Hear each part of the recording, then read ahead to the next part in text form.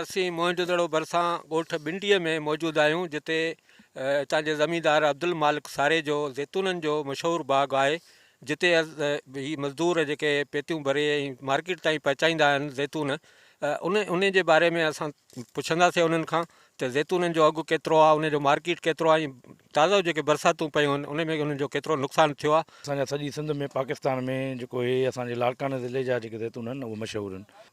तक़रीबन एशिया जे मंडियुनि में गिफ्ट तौर वेंदो आहे, बाक़ी नेशनल पाकिस्तान जे मंडियुनि में वञे थो जेको आहे सो सेल बेसिस ते, ऐं सुठो हिनखे हिनमहिल रेट मिले थो।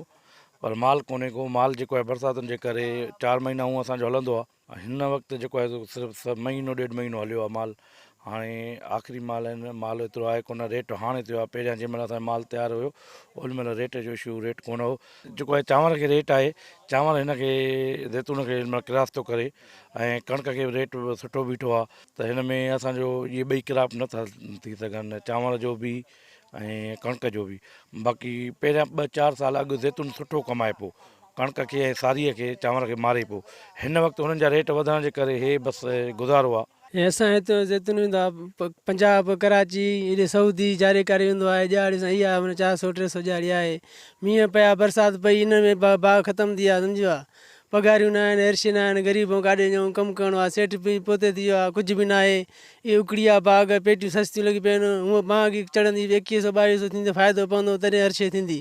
अॻे त बाग असांजा लही पिया त अघु न हो, बाग ख़ाली थी विया, हाणे अघु थियो आहे वञी 1000-1100 रुपया। छाहे जो बाग ख़तमु थियण ते अघु हाणे लथो आहे, अघु आहे ज़ैतून न आहे। पंजाब वेंदो साईं, खे चऊं कराची या जारेदारी वेंदो साईं, ख़ाली खोखो आहे इहो 100 रुपए जो आहे। 400, 450, 500 ख़र्चो आहे। 1000 ते पेती साईं, हिन में न सेठ कमाईंदो न मज़ूर कमाईंदो। सेठ कमाईंदो त सेठ मज़ूरनि खे पैसा ॾेई सघंदो। असांजे अॻु में इहो कॾहिं ज़िंदगी में न थियो, हेल बरसाति जे करे थियो आहे। बाग़नि में जेको आहे पाणी बि वियो, जेको आहे वण छणी आहे, इन जे करे असांखे माल न पियो अचे वञणु। Abdul Pirzado, KTN news, मोइंजोदड़ो।